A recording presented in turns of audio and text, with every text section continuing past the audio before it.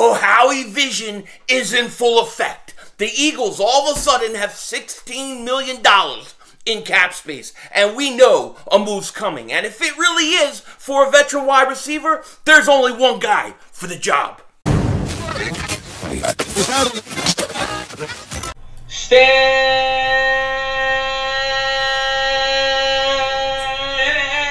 up! New York Giant fans, are you ready for game number 1? Let's freaking go, baby! I'm ready! Let's do it! We look good out here! We look good today! Daniel Jones is going to be better than Dak Prescott. When I said I wanted to punch him in the windpipe and watch him choke to death, I would like to punch him right in the freaking mouth! Not many people talk about dolphin sex, so I am probably the best in the world at that. You know, I'm one of the better ones at that. That's probably my best talent, actually. And I am banned from SeaWorld. That is true, actually. I would let a bald eagle piss in my mouth right now for a Eagles victory.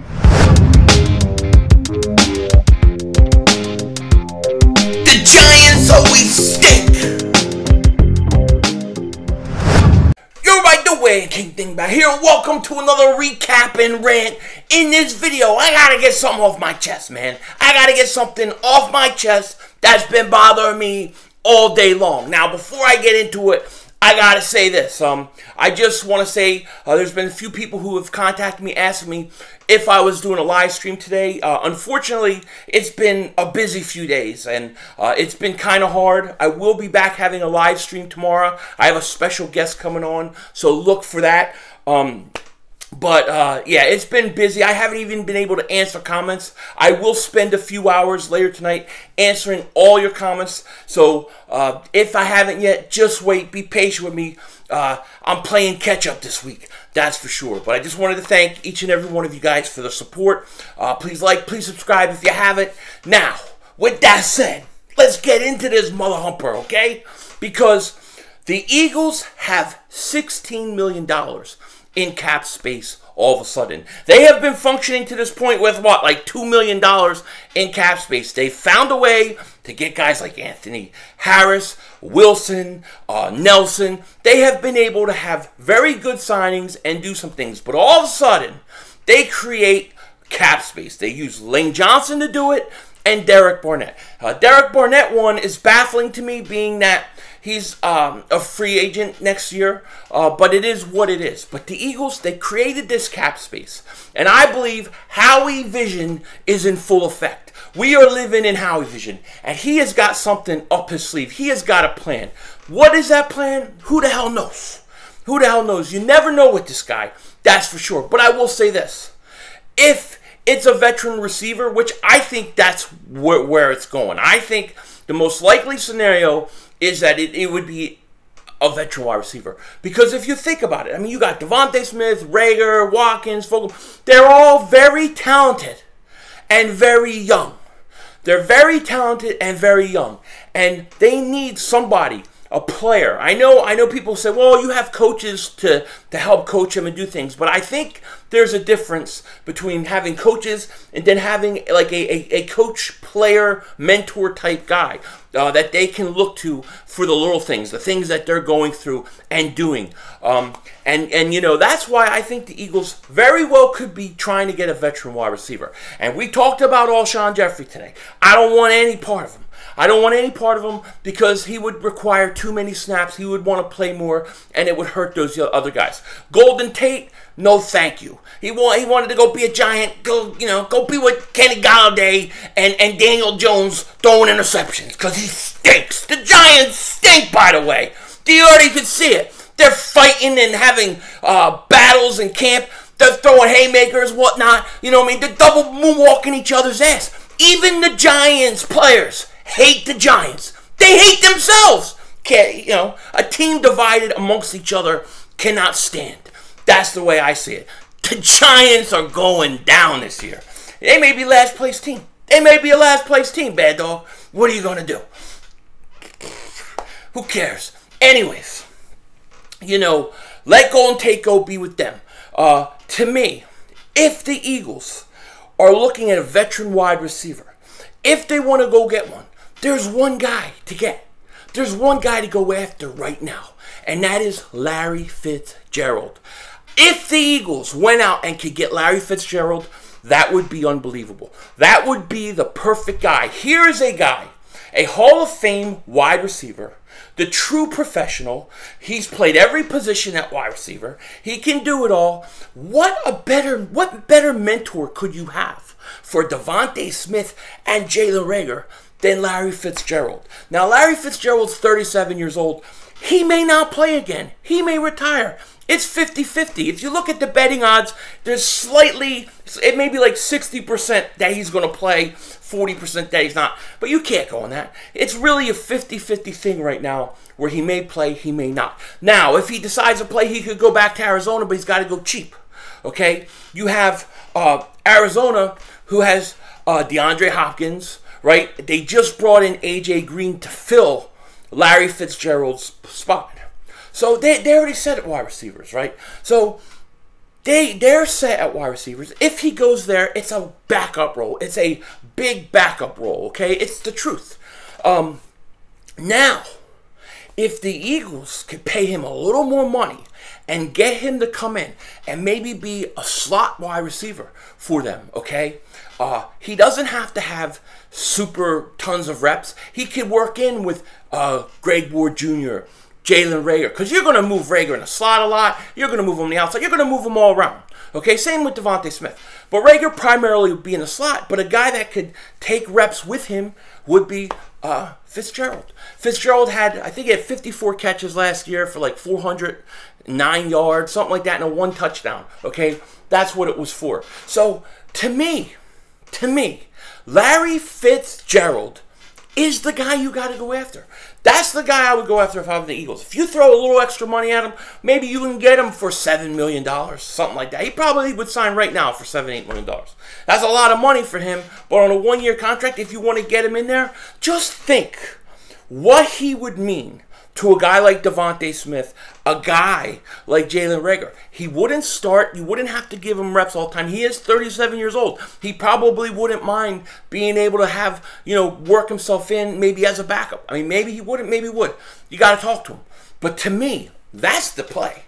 That's the play. Out of all the other veteran wide receivers that are available, he's the guy because he is a hell of a player, hell of a person, and he's the kind of guy that I want influencing my young guys, okay? To me, it would be the equivalent of Brian Westbrook mentoring Shady McCoy. And if you can bring him in 1 year to do that, it's worth it. It's worth it. Yeah, you get cut the umbrella, man. He stinks. And let's bring in Fitzgerald.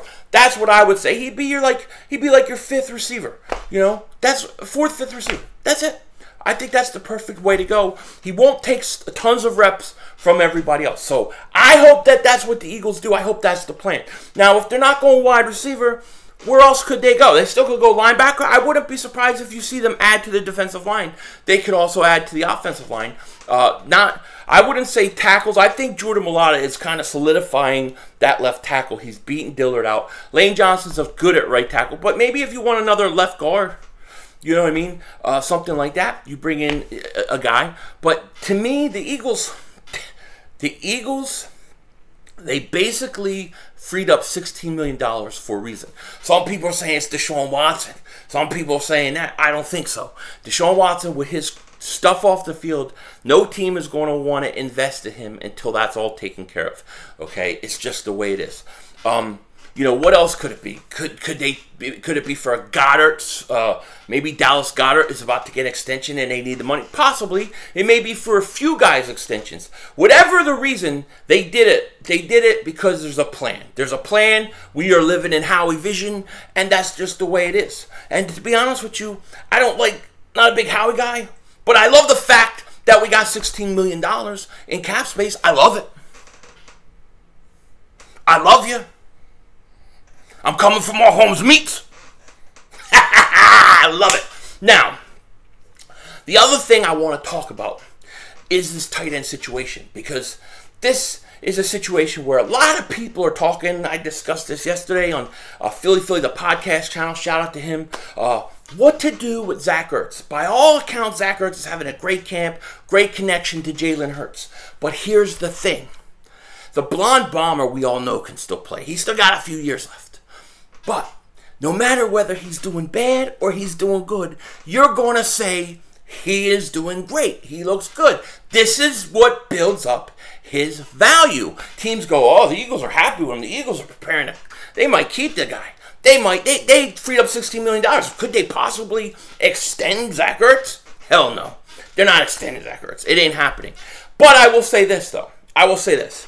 If you're gonna play and fiddle faddle and not get Goedert a contract extension and all that stuff, then make a decision. If the Eagles came and said, you know what, we just can't get rid of Zac Ertz. We just can't get rid of him. Then trade Dallas Goedert. Trade him and sign Ertz. You'll have a tight end for maybe 2 more years, and then you'll need a new one. Maybe 2 years, maybe 3. Go ahead. You'll overpay for him. He'll play 1 good year. Then he'll start getting banged up. Then he'll be out all the time. Then we're going to all be going, why did we overpay this guy? We shouldn't have done it. That's what will happen, because that's what always happens in these situations. It just does. But I would rather the Eagles make a decision with Goedert or Ertz and do it. And do it. You know what I mean? To me, there's been reports last week saying, well, maybe the Eagles are going to trade Goedert instead of Ertz. I don't know how that's going to happen, because I think Ertz wants out. And I don't think getting rid of Goedert is going to change that. I think he wants to change the scenery. So, who knows? But the situation with Ertz is interesting, because Ertz was told before camp that he will be the backup. He'll still get reps. He'll still get playing time. But if you're Ertz and you're in the last year of a contract and you want to put up numbers to get more money, that really hurts you. And you got to have like some sort of resentment or anger towards the Eagles for that. So the Eagles need to basically figure out what they want to do with tight end. That's what I'm saying. But I got to tell you, when I hear Ertz is doing great, he's having a great practice with Hurts, he probably is. Ertz is still a Pro Bowl tight end. Nobody's ever said he couldn't play. The problem is he's older, he requires a lot of money, and you got a lot of young, you think about it. All your weapons, all your skilled weapons on offense are young. He would be the only older guy. And how are you going to afford him and Dallas Goedert?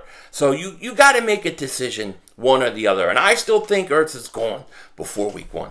And at the latest, the trade deadline. And if they play the whole year with them, great, I guess. I don't know. But Zac Ertz, if he's traded, by the way, he would free up another $8.5 million. So, there is that. All of a sudden you have, $24 million in cap space. So, yeah, it's going to be interesting. But I think that you got to move on from Ertz. And if you're not willing to give Goedert a contract extension, if you can't figure it out, and if you can't decide what to do, then trade Goedert, trade him, and then sign Ertz. If you do that, I wouldn't like that as much as the other way around, but at least I can respect it. I don't see how you can keep both these guys. Not for the long term. And some of this year has to be about the long term. It's not just about this year, it's about the next 5 years. And that's what we're putting in place. The next 5 years with guys that can be there. And I believe Dallas Goedert is one of those. So with that said, let me know what you guys think in the comment section. Like I said, if I don't answer right away, I will be doing it later on. Those who've been with me a long time know I try to answer every single comment that I can. With that said, take care. Talk to you later. Of course, don't be a dingbat.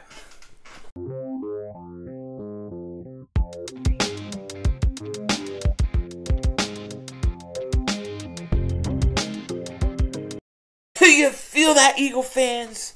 Do you feel that? Do you see that, Eagle fans? Do you see what's happening in this division? You have the Washington No-Names, a team without a name. They got no quarterback. And it's been apparent, okay? Then you have the New York Giants. No team divided against itself can stand. They're having brawls. They're fighting. Daniel Jones stinks. Galladay's hurt. Barkley's hurt. The Giants, they're going to stink. They may be the worst team in the division, all right? Then you have the Dallas stinking Cowboys. Mark Holmes been sacrificing chickens for 24 hours straight. since the news came out that Dak Prescott hurt his shoulder. And not only did he hurt his shoulder, but now they're saying they're going to have to take a step back with him because they're worried they're going to re-aggravate it. That means he's way more hurt than anybody thought. Dallas is plagued with injuries. Giants are just dingbats. Washington has no quarterback. And here are Philadelphia Eagles. $16 million in cap space. Jalen Hurts looking good. All of a sudden, people better start to recognize the Eagles, they can take this division, and I'm coming for Mark Holmes' meats.